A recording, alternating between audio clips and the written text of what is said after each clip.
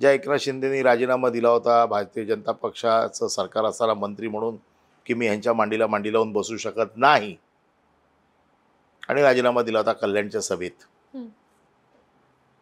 आज एकनाथ शिंदे बरोबर गेलेले लोक, याच्यातली मी तर विधानसभेत यादी वाचली, सांगितलं, याच्यातली कित्येक लोकांनी बाळासाहेबांना भेटले पण नाहीयेत, जे 2014 मध्ये शिवसेनेत आले आणि लढले आणि जिंकले. आता हे आम्हाला बाळासाहेबांचे विचार सांगणार? एकनाथ शिंदेची कारकीर्द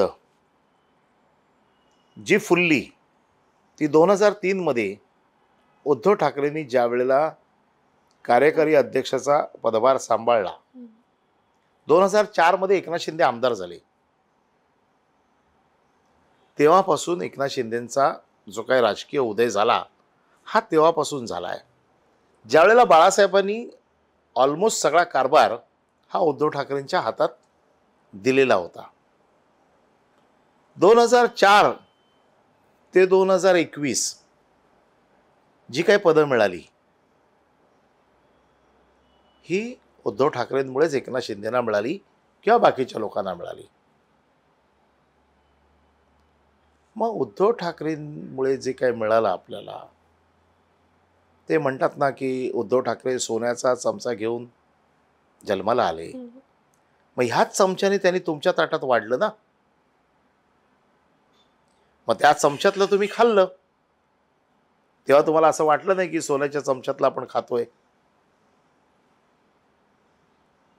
आज तुमचा मुलगा तुमचा पक्ष सांभाळतोय, तो सोन्याच्या चमच्याने नाही जेवत आहे का? तो पण सोन्याच्या चमच्यानेच जेवतोय ना. त्यामुळे असं आहे की आरोप करणं सोपं आहे, वस्तुस्थितीला सामोरं गेलं पाहिजे. आणि वस्तुस्थितीला सामोरं जाताना त्यांना अंतर्मनात माहिती आहे की काय आहे ते. आणि आम्ही तरी शिवसेना कोणाकडनं शिकायची? यांच्याकडनं, की ज्यांना बाळासाहेब माहीत नाहीत, ज्यांनी बाळासाहेबांना कधी भेटले नाहीत.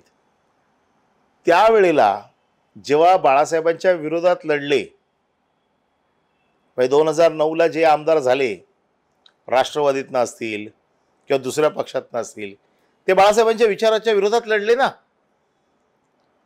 ते 2014ला बाळासाहेबांकडे आले, जेव्हा बाळासाहेब गेले होते, म्हणजे शिवसेनेत आले.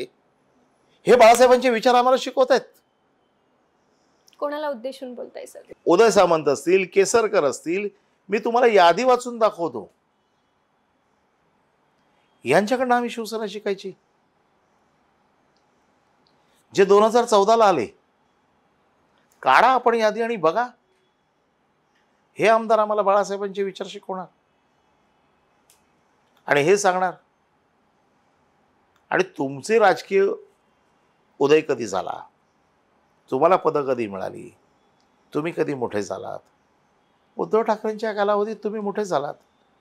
आमचं म्हणणं आहे, एखाद्याशी तुमचं समजा पटत नसेल, ठीक आहे ना, असं नाही की प्रत्येकाशीच आपली मतं जुळतात, परंतु खाल्ल्या घराचे वासे मोजू नयेत.